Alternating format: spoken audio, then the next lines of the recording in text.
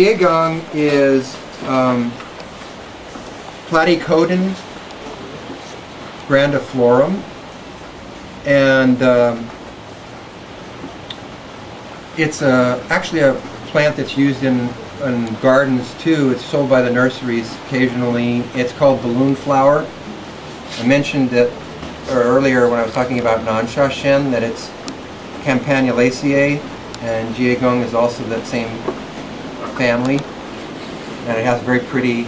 This one's much more of a blue flower than the adenophyra, than the non-shashen. It's a perennial. It will grow in full sun or partial sun. You can probably grow it in full shade too. I think it does better maybe in a little more sun, but we have it in, I think, all three conditions here, and it seems to do pretty well in anything. It's not that picky with soils either. Haven't generally found that it has a lot of trouble growing in one sort of soil versus another.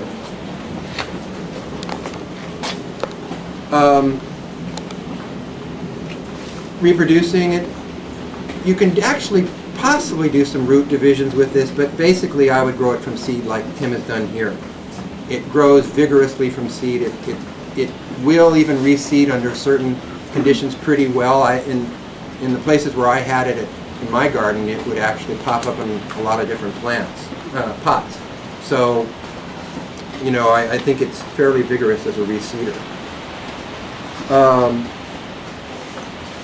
Now this plant was actually growing, I saw it a number of times in China growing with some other plants that were used for the lungs. It would grow with non-shashen adenophyra frequently. It would grow not infrequently with tianmendong, the asparagus, which we don't have here, but that's also used for treating lungs, lung yin. What else did I see it with? Maimendong was also growing in China with maimendong, which is also used. One of the areas that maimendong treats is the lungs, lung yin. So maybe there's something to that.